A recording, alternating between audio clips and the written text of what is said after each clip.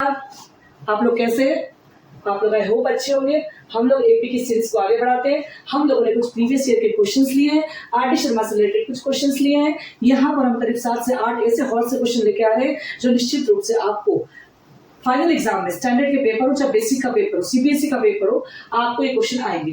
MP board के paper में भी आ सकते हैं, स्टेट बोर्ड के मतलब एमपी बोर्ड में स्टेट बोर्ड के पेपर आके काफी सारे क्वेश्चन आपको आर.डी. शर्मा में, आपको ऑल इन वन में, आपको पीवाईक्यू दे रखे हैं। मैंने सिर्फ आपको एक क्वेश्चन बताया, इसी क्वेश्चन के आधार पर आप कई सारे क्वेश्चन कर सकते हैं। हमारे पास इतना टाइम नहीं है कि हम सारे क्वेश्चन लेकर आपको सॉल्यूशन करें। बस मैं इतना चाहती हूँ कि आपको सारे कंसेप्ट पता हो जाए एपी के। जब सारे कंसेप्ट एपी के पता हो जाएंगे तो आप कम से कम उस प्रकार के कई सारे सॉल्यूशन कर पाएंगे। आपको समझ में आ गया है वो? अब हम यहाँ देखते हैं, यहाँ हमें 10th टर्म फाइंड करनी है फ्रॉम द लास्ट टर्म।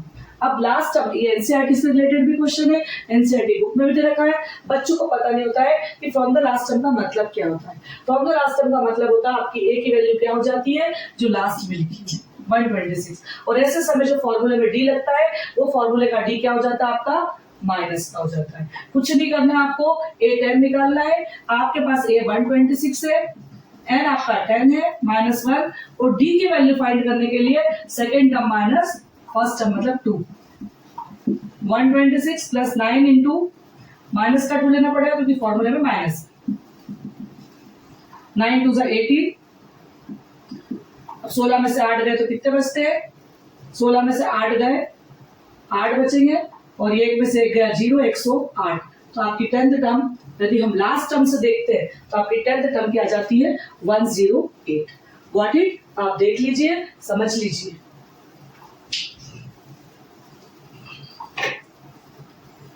चलिए अगेन हम एनसीईआरटी से रिलेटेड इंपॉर्टेंट क्वेश्चन की लिस्ट में इस क्वेश्चन को लेके आए हैं जो एनसीईआरटी का क्वेश्चन भी है। यहाँ पर आपको नंबर निकालना, नंबर ऑफ टर्म्स निकालना है।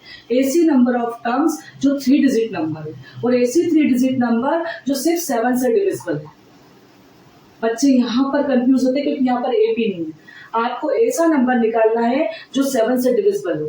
ऐसा नंबर मतलब कितने नंबर, कितने नंबर। सबसे पहली बात तो 3 डिजिट नंबर के अंदर ऐसे कितने नंबर है जो सिर्फ और सिर्फ 7 से डिविजिबल है। तो यहाँ पर हमें सबसे पहले देखना है कि 3 डिजिट नंबर स्टार्ट कहाँ से होती है। 3 डिजिट नंबर स्टार्ट होती है आपकी 100 से 99 के बीच में। इसके बीच में आपको अपनी एपी तैयार करनी है। सबसे पहले 100 के बाद आप यहाँ पर देखिए कि 100 के बाद कौन सा नंबर है जो कि 7 से डिविजिबल है। आप देखिए 14 7 होता है 98, और 15 7 होता है 105।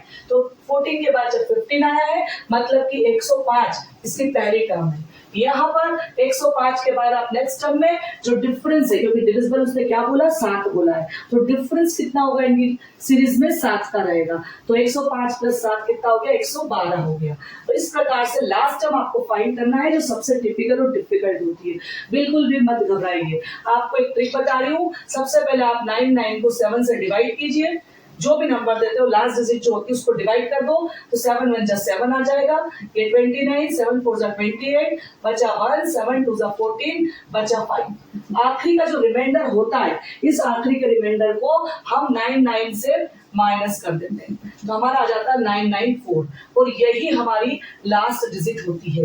ये आपकी एक ट्रिक होती है जिससे कि आप किसी भी संख्या का लास्ट डिजिट निकाल सकते हैं। किसी भी 2 डिजिट, 1 डिजिट, 3 डिजिट जब एपी बनी हुई हो और इस प्रकार का टिपिकल क्वेश्चन आता है तो हम यहाँ पर ट्रिक के अनुसार इसको क्या कर देते हैं 994 फाइंड कर लिया। अब यहाँ पर कुछ नहीं करना है, नंबर ऑफ टर्म निकालना है। नंबर ऑफ टर्म कहाँ निकालना है, इसकी लास्ट डिजिट हमारे पास कौन सी है, पहले फॉर्मूला लगा देते हैं अपन।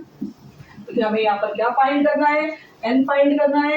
994 is equal to who is 105 plus n find करना है, और d की वैल्यू यहाँ पर 7 है क्योंकि ये 7 से डिविजिबल बताने, मतलब डिफरेंस कितना होगा 7 होगा। अब 994 में हम क्या कर देंगे, माइनस कर देंगे 105 को, प्लस तो हट जाएगा, 9 - 1 ऐसा कैसे रहेगा, 7 को भी ऐसा कैसा लिखिए। चलिए इसको माइनस कीजिए। 994 में से 14 में से 5 गया तो 9 बच रहा है, ये 8 हो गया। 9 में से 1 गया तो फिर से 8 हो गया। अब 7 का डिवाइड 8 9 में कर दीजिए, n-1 को यही रहने दीजिए। 7 1 जा 7, बचा 1, 7 2 जा 14 और 7 7 जा 49। तो 127 प्लस 1 इधर आके जो माइनस कर रहा उधर प्लस हो जाएगा, तो n की वैल्यू आपकी निकल गई 128। मतलब कि 100 से लेकर 999 के बीच में 128 नंबर ऐसे हैं जो कि 7 से डिविजिबल है। ठीक है, उसी प्रकार का एनसीईआरटी का नेक्स्ट क्वेश्चन है कि आपको नंबर ऑफ मल्टीपल्स निकालना काय के 4 के, किसके बीच में 10 से लेकर 250 के बीच में। मल्टीपल का मतलब 4 की टेबल, 4 की टेबल में 10 के बाद कौन सी संख्या पहले आती है 12, 12 के बाद क्या आता है 16 और लास्ट डिजिट क्या होगी। तो यहाँ पर फिर से हम क्या करते हैं 250 का डिवाइड कर देते हैं 4 से। जब 250 का डिवाइड हम 4 से करते हैं तो आप खुद देखते हैं 4 6 जा 24, 4 2 जा 8, आपका 2 रिमाइंडर बचता है। जब इस 2 को 250 से माइनस करते तो आपका आंसर क्या आ जाता है 248। तो लास्ट डिजिट आपकी क्या बन गई ट्रिक के अनुसार 248। अब आपको यहाँ पर भी n फाइंड करना है, d आपका वही 4 दे रखा है। जिस प्रकार का ये सवाल था सेम सवाल ऐसा ही है, फॉर्मूला भी यही लगेगा 12 प्लस n-1, d की वैल्यू वही 4 आएगी, तो फिर डिफरेंस जो है वो 4 था। 248 माइनस का 12, n-1 4 एज इट इज। 8 में से 2 गया 6, 4 में से 1 गया 3, 2 एज इट इज। और ये 4 मल्टीप्लाई का डिवाइड में आ जाएगा, 4 5 से 20, 4 9 से 36, 59 प्लस 1 हो जाएगा, तो n की वैल्यू आपकी 60 आ जाएगी। 60 ऐसे नंबर है 10 से 250 के बीच में जो कि 4 के मल्टीपल है। आगे आपको समझ में, चलिए आप लोग लिख लीजिए या फिर स्क्रीनशॉट ले लीजिए। 500 के बीच में कितने नंबर है जो 7 से डिविजिबल है। फिर से उसी टाइप का क्वेश्चन, सबसे पहले 50 के बाद 50 के बाद पहला ऐसा कौन सा नंबर है जो 7 से डिविजिबल है। 7 की टेबल में आता है, 7 8 जा 56, 56 आ गया। ये आपकी फर्स्ट टर्म हो गई। और लास्ट टर्म के लिए फिर से मैंने आपको बताया था 500 का डिवाइड कीजिए 7 से, 7 7 जा 49, 10 में से 9 गया 1 और ऊपर से 10, 7 1 जा 7 और ये क्या बच गया 3। अब आप क्या करेंगे, जो रिमाइंडर है उसको अपन माइनस कर देते हैं। हमारे लास्ट डिजिट से कितना बचता आपका 4, 10 में से 3 गया 7, 497। तो लास्ट डिजिट आपकी जो हो गई वो क्या हो गई 497। तो आप सिर्फ लास्ट डिजिट का फॉर्मूला लगाइए और फॉर्मूले से आप n फाइंड कर लीजिए।